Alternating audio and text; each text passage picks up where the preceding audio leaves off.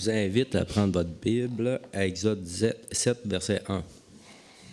L'Éternel dit à Moïse, « Vois, je te fais Dieu pour Pharaon, et Aaron ton frère sera ton prophète. » Merci Seigneur pour cette parole. Amen.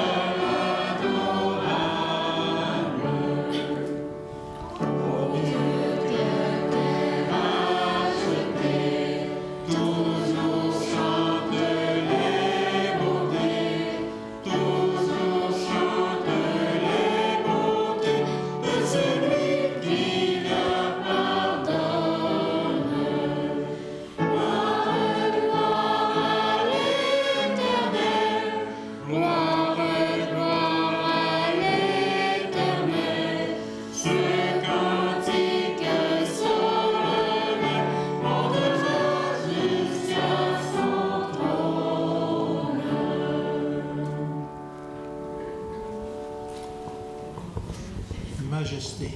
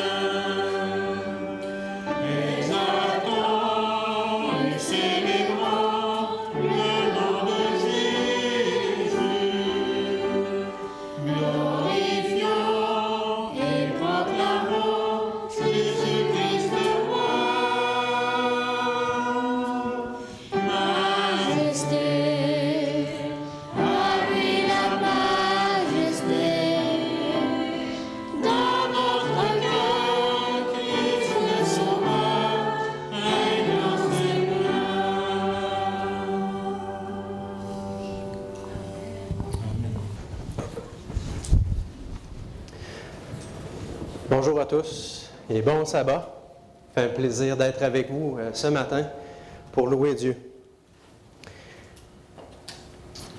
Il y a une histoire qui nous dit qu'un homme nommé Simon Elmore s'est entraîné pendant un certain temps pour réussir à faire un exploit.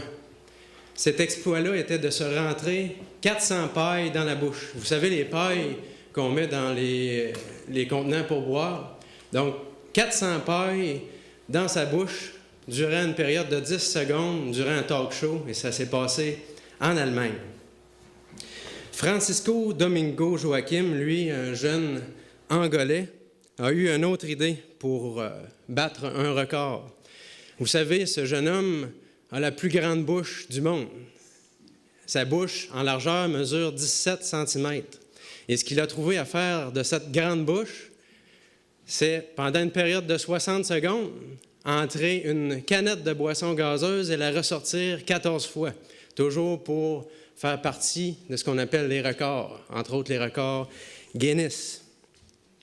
Un autre homme nommé Eclipse, qui est un chanteur de style rap, détient un autre record en ce qui le concerne, soit le plus grand nombre de mots pour une période de 16 secondes qui sont sortis de sa bouche. 105 mots sont sortis de sa bouche pour une période de 16 secondes. Alors, on peut dire que ça devait sortir à un rythme incroyable. Je l'ai écouté hier, justement, pour constater, et c'était dur à suivre un peu. Je ne vous parlerai pas à cette vitesse-là ce matin. Et pourquoi je vous parle de bouche et tout ce qu'il y a d'assez inusité avec la bouche? En tant que chrétien, parfois, ce qui sort de notre bouche peut sortir assez facilement. La parole de Dieu nous dit, dans l'Évangile selon Marc, au chapitre 7 et le verset 6, Jésus dit qu'Ésaïe a bien prophétisé sur le peuple d'Israël, ainsi qu'il est écrit, « Ce peuple m'honore des lèvres, mais son cœur est éloigné de moi. » Donc, les choses semblaient sortir facilement de la bouche de ces gens-là, mais pourtant le cœur en était éloigné. Donc, est-ce que Dieu était vraiment leur Dieu finalement? Qui est notre Dieu? Et si on peut poser la question aussi aux chrétiens d'aujourd'hui, est-ce que les chrétiens d'aujourd'hui disent qu'ils aiment Jésus? Levez la main s'il y a quelqu'un dans la salle qui se dit chrétien et qui n'aime pas Jésus. J'en ai jamais rencontré. Je ne sais pas si ça existe. Tous les chrétiens aiment Jésus. Alors, comment déterminer qui est vraiment le Dieu de tous ces chrétiens? Ouvrons la parole de Dieu ensemble pour déterminer qui est notre Dieu. Allons dans le livre d'Exode, à partir du chapitre 3. Nous allons prendre le verset 9. Exode 3 et le verset 9. Et vous connaissez bien ce passage, en fait, c'est Dieu qui donne une mission à Moïse. La mission étant d'aller vers Pharaon et de lui ordonner de laisser aller les Israélites. Et ça va comme suit. « Voici, les cris d'Israël sont venus jusqu'à moi, et j'ai vu l'oppression que leur font souffrir les Égyptiens. Maintenant, va, je t'enverrai auprès de Pharaon, et tu feras sortir d'Égypte mon peuple, les enfants d'Israël. » Moïse dit à Dieu, « Qui suis-je pour aller vers Pharaon et pour faire sortir d'Égypte les enfants d'Israël? » Donc, on peut dire ici que Moïse donne sa première excuse à Dieu. « Qui suis-je, moi, pour aller vers le plus grand monarque qu'il y avait sur la terre à cette époque et lui demander de se débarrasser de sa population presque entière d'esclaves israélites, qui était la colonne vertébrale de l'économie de l'époque. Donc, qui je suis, moi, pour aller vers Pharaon pour lui demander une telle chose? Et Dieu veut rassurer Moïse au verset 12. Dieu dit, « Je serai avec toi, et ceci sera pour toi le signe que c'est moi qui t'envoie.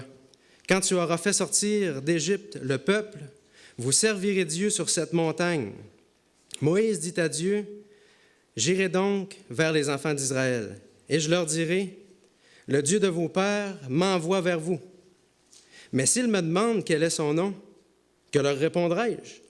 Dieu dit à Moïse, « Je suis celui qui suis. » Et il ajouta, « C'est ainsi que tu répondras aux enfants d'Israël. Celui qui s'appelle « Je suis » m'a envoyé vers vous. » Et Dieu répond finalement aux deux premières excuses de Moïse.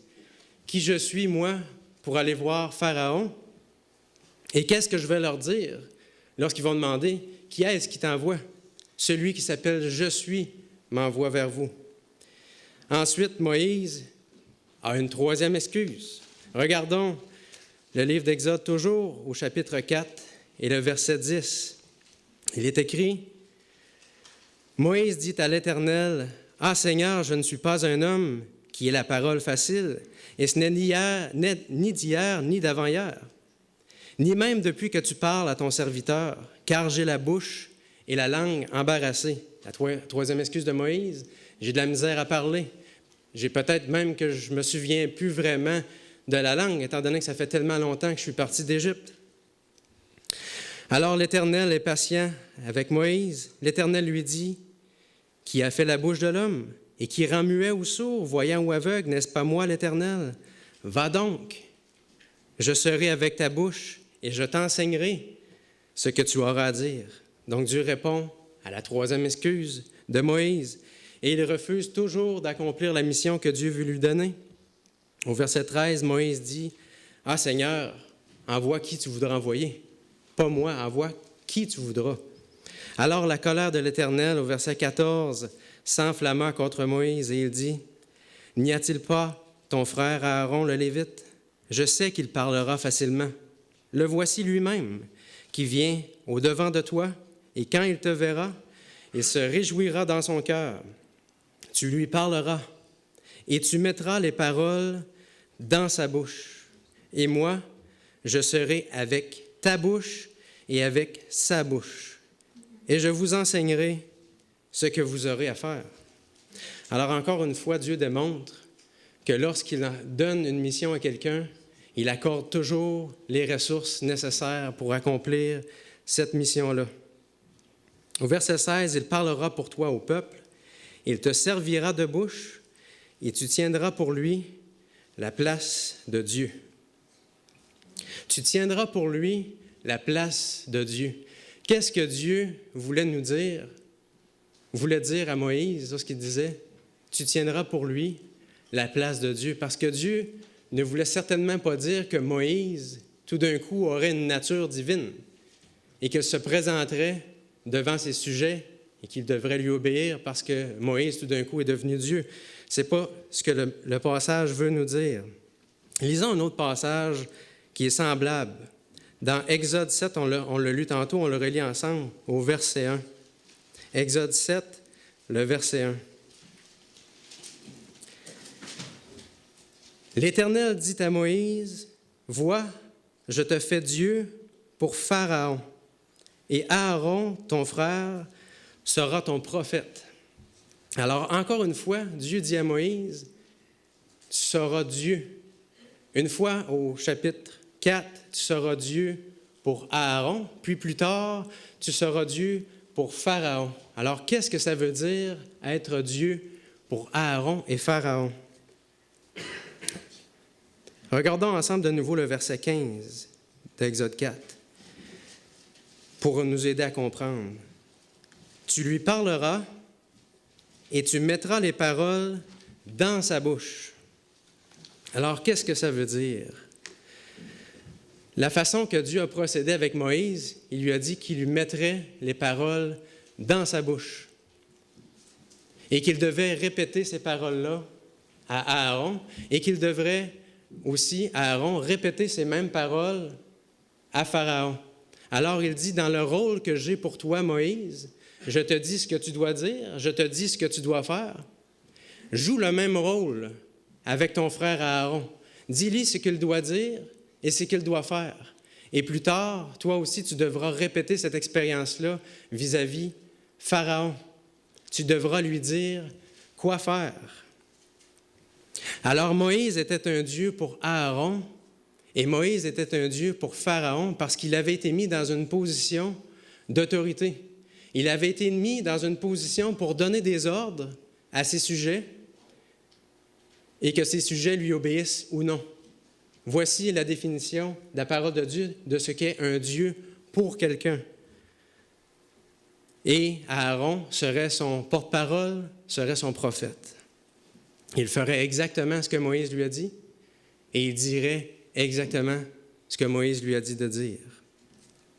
Un Dieu, selon cette définition, est la personne qui nous donne des ordres et nous lui obéissons. Le Dieu est la personne ou la chose qui nous dit quoi faire et on lui obéit. Alors, notre Dieu n'est pas nécessairement celui que l'on dit que l'on aime. Certains chrétiens peuvent dire qu'ils aiment Dieu. Ils prétendent adorer le Créateur des cieux et de la terre. Mais on ne les voit pas à l'Église. Ils ne lisent jamais la parole de Dieu. Ils prient rarement.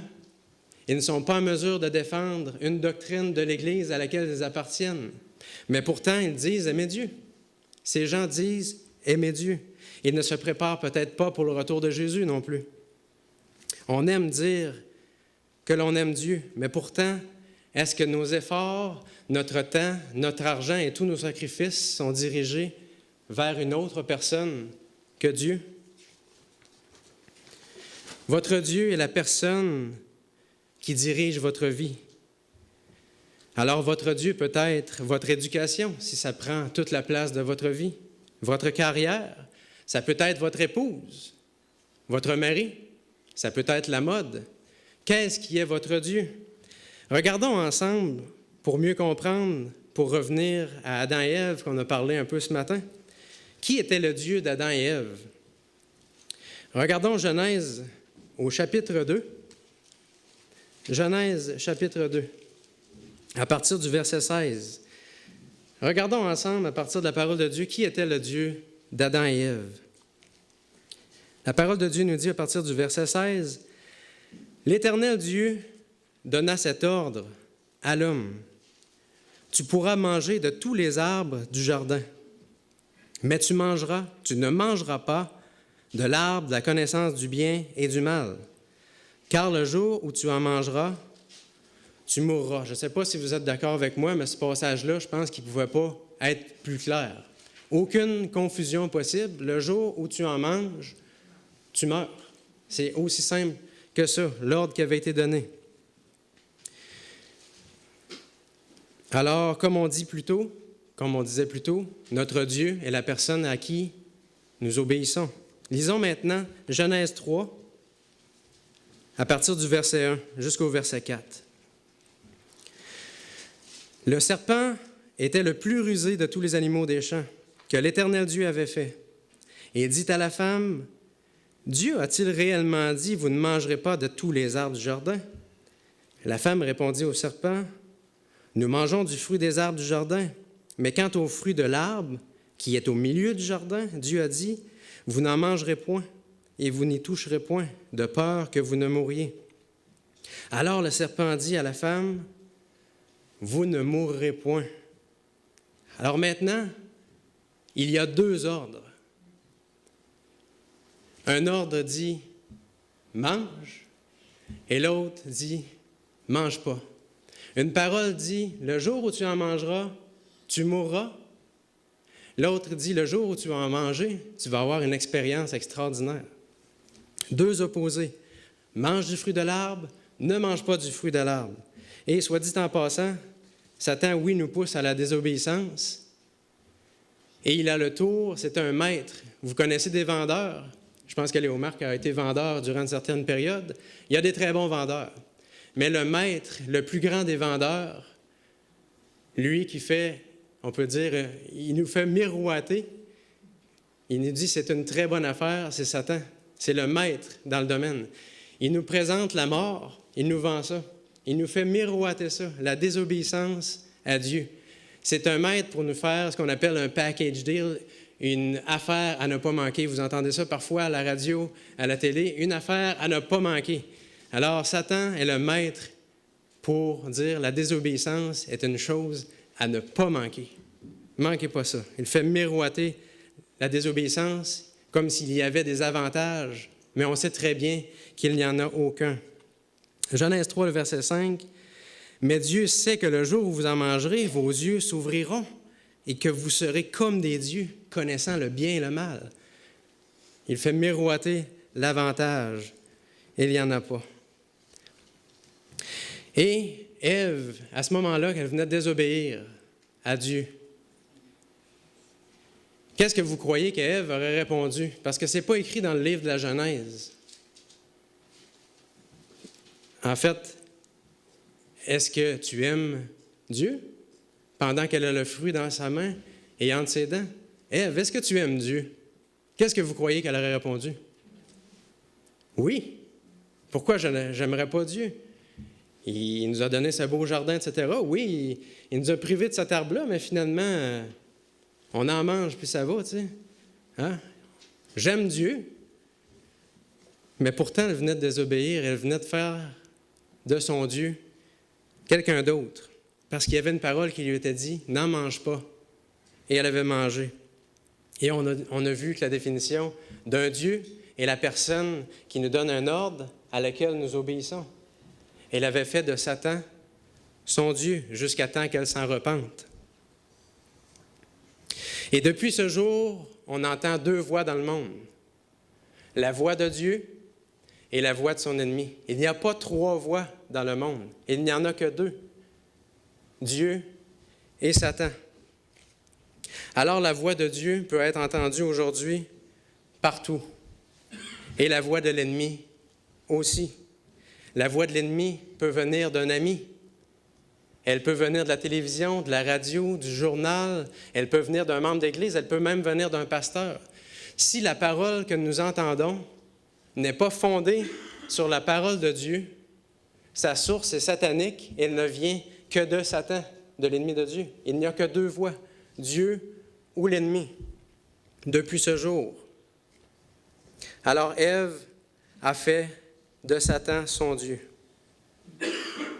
Alors que nous péchions délibérément, accidentellement, la loi dit que le péché, le salaire du péché, c'est la mort. Le péché blesse, le péché tue. C'est une conséquence grave. Voici maintenant ce que Dieu a dit à Adam. Au verset 17, il dit à l'homme, « Puisque tu as écouté la voix de ta femme. » Vous pouvez imaginer, vous savez comment Dieu fait les choses à la perfection. Il ne laisse rien au hasard. La terre était parfaite lorsqu'elle est sortie des mains du Créateur. Adam et Ève l'étaient aussi. Alors vous pouvez imaginer Ève qu'elle était parfaite. En beauté, sa voix était extraordinaire, douce, mélodieuse. Mais je vous pose la question, ça non plus, ce n'est pas enregistré dans le livre de la Genèse. À quoi pouvait ressembler ce que Ève disait à son mari Adam? Mange, n'est-ce pas? Mange du fruit de l'arbre. Ayant fait de Satan son Dieu, maintenant les paroles étaient rendues dans sa bouche. Mange du fruit de l'arbre. Et elle était, comme je vous dis, extraordinairement belle, mais ce n'est pas une raison. La parole de Dieu nous donne cet exemple-là pour nous dire une chose aujourd'hui. Peu importe la relation qu'on a avec quelqu'un, peu importe la position de la personne qui est en face de nous, qui nous donne un ordre, si ce qui nous est dit est contraire à la parole de Dieu, nous ne devons pas en aucun cas y obéir. Que ce soit notre épouse, notre époux, un collègue de travail, un ami ou quoi que ce soit. Parce qu'on a vu les conséquences dans le jardin d'Éden. Les deux ont été chassés du jardin et les deux sont morts aujourd'hui. Et c'est le même Dieu que nous adorons aujourd'hui. Peu importe la relation que nous avons avec quelqu'un, nous devons obéir à Dieu avant tout. Aujourd'hui encore, parfois on en parlait durant l'école du sabbat ce matin, parfois c'est un des deux dans le couple qui vient à l'église, l'autre ne vient pas, vice-versa.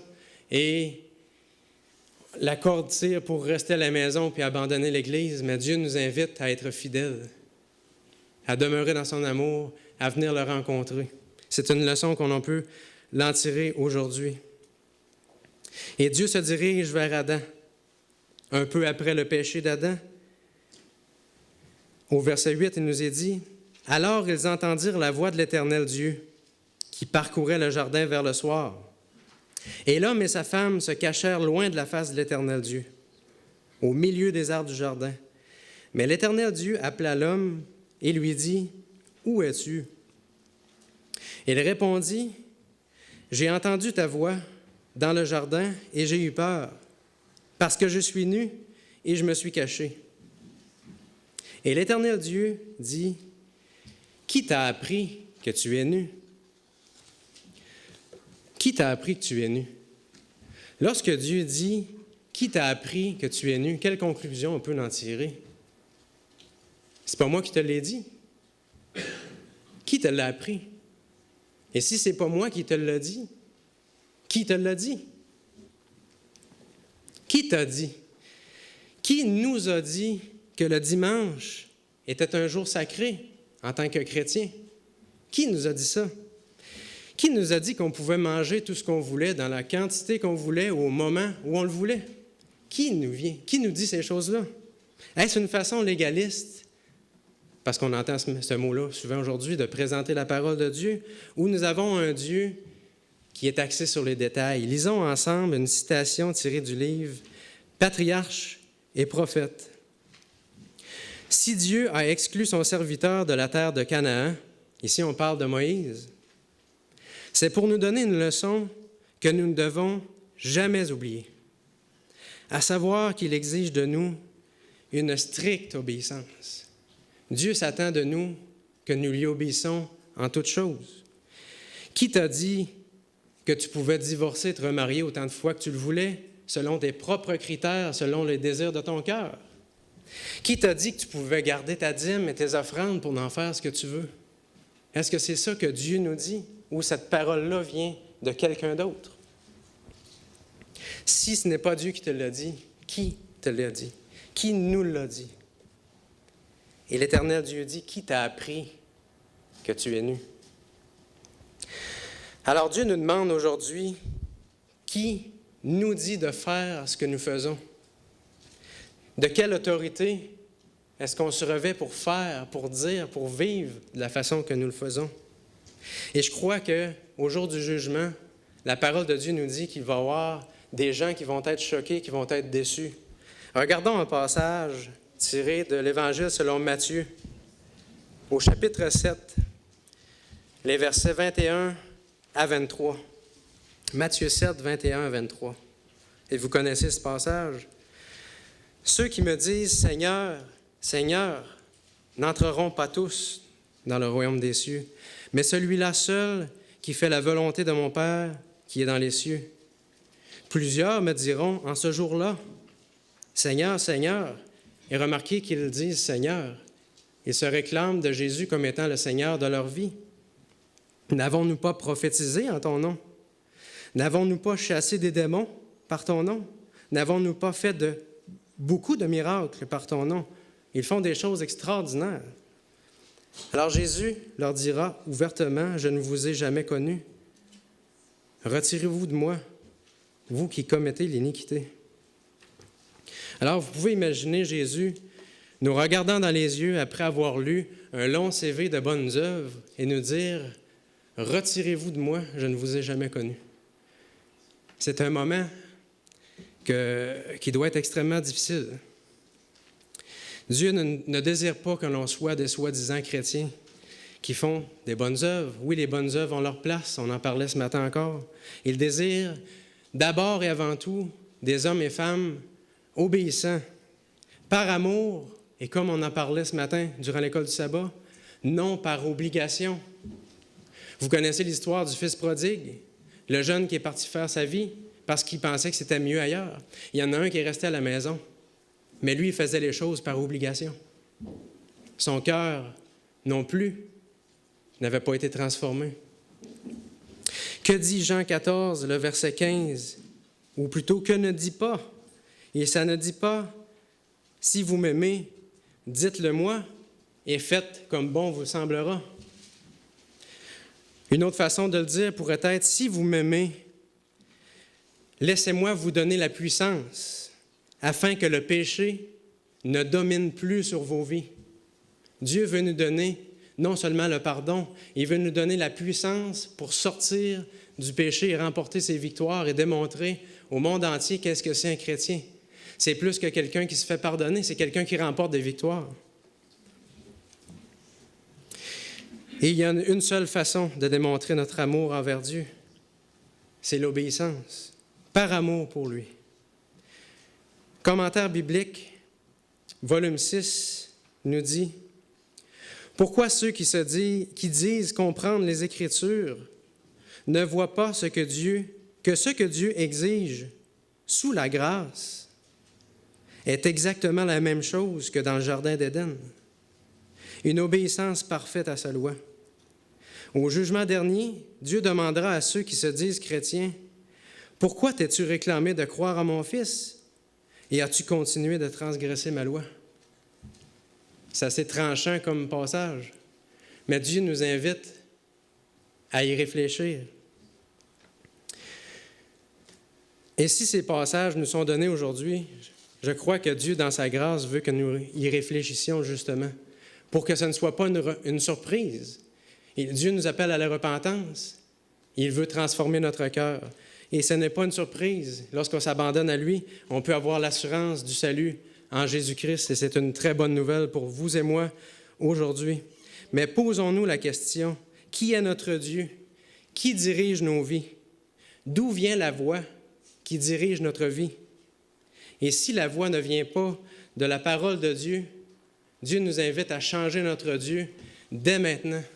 Et nous pouvons le faire par sa grâce, de changer notre cœur, d'ouvrir notre cœur à Dieu plutôt, pour que lui le transforme. Et j'ai une lettre pour vous lire ce matin. C'est une lettre de la part de Dieu qui vous est écrite et qui m'est écrite, et j'aimerais vous la lire. Mon enfant, je regarde jusqu'au fond de ton cœur et je sais tout de toi. Je sais quand tu t'assis et quand tu te lèves. Je te vois quand tu marches et quand tu te couches. Je connais parfaitement toutes tes voies. Même les cheveux de ta tête sont comptés. Tu as été créé à mon image. Je suis le mouvement, la vie et l'être. Je te connaissais même avant que tu sois conçu. Je t'ai choisi au moment de la création. Tu n'étais pas une erreur. Tous tes jours sont écrits dans mon livre. Je détermine la durée des temps et les bornes de tes demeures. J'ai fait de toi une créature merveilleuse. Je t'ai tissé dans le ventre de ta mère. C'est moi qui t'ai fait sortir du sein de ta mère. J'ai été déformé par ceux qui ne me connaissent pas. Je ne suis pas éloigné, ni fâché, car je suis l'expression parfaite de l'amour. C'est mon amour de père que je répands sur toi, parce que tu es mon enfant et que je suis ton père. Je t'offre plus que ton père terrestre pourrait jamais te donner, car je suis le Père parfait. Toute grâce que tu reçois vient de ma main, car je suis celui qui subvient à tous tes besoins. Mon plan pour ton avenir est toujours rempli d'espérance, parce que je t'aime d'un amour éternel. Mes pensées vers toi sont innombrables comme le sable de la mer, et je me réjouis de tes louanges et de ton adoration. Je n'arrêterai jamais de te faire du bien. Je désire t'établir avec tout mon cœur et toute mon âme. Il est en mon pouvoir de te montrer de grandes et merveilleuses choses. Si tu me cherches avec tout ton cœur, tu me trouveras. Fais de moi tes délices, et je te donnerai ce que ton cœur désire. Car c'est moi qui t'ai donné ces désirs. Je suis capable de faire plus pour toi que tu pourrais probablement l'imaginer, car je suis ton encouragement le plus grand. Je suis aussi le Père qui te console dans tous tes ennuis. Quand tu cries à moi, je suis près de toi et je te délivre de toutes tes détresses. Comme un berger porte un agneau, je te porte près de mon cœur. J'effacerai toute larme de tes yeux et j'emporterai toute la douleur que tu as subie sur cette terre. Je suis ton Père et je t'aime de la même façon que j'aime mon Fils Jésus. Car dans Jésus, mon amour pour toi est révélé. Il est la représentation exacte de mon être. Et il est venu pour démontrer que je suis pour toi, pas contre toi, et te dire que je ne compte pas tes péchés. Jésus est mort pour toi, Jésus est mort pour que toi et moi puissions être réconciliés. Sa mort est l'expression suprême de mon amour pour toi. J'ai renoncé à tout ce que j'aime pour gagner ton amour. Si tu acceptes mon Fils Jésus, si tu me reçois, tu me reçois. Et rien ne te séparera de mon amour. Dans ma maison, il y a tant de joie dans le ciel, devant la repentance d'un seul pécheur. J'ai toujours été le Père et serai toujours ton Père. Ma question est, veux-tu être mon enfant?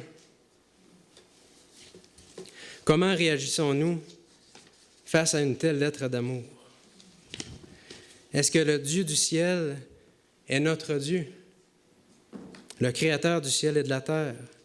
Lorsque Jésus a changé l'eau en vin, sa mère a dit, « Tout ce que Jésus vous dira de faire, faites-le. » Le pouvoir, la puissance est en Christ. Assurons-nous que la voix que nous obéissons aujourd'hui nous vient de la parole de Dieu. Qu'il soit notre Dieu, non pas parce que nous le disons, mais parce que de tout notre cœur, de toute notre âme et de toute notre force, nous l'aimons. Amen.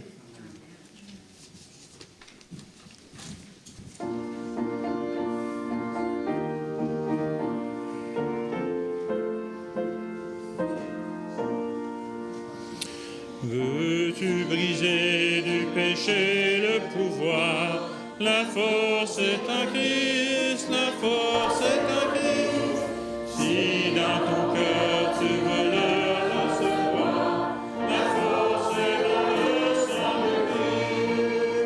Je suis fort, fort, oui, plus que vainqueur par le sang de Jésus.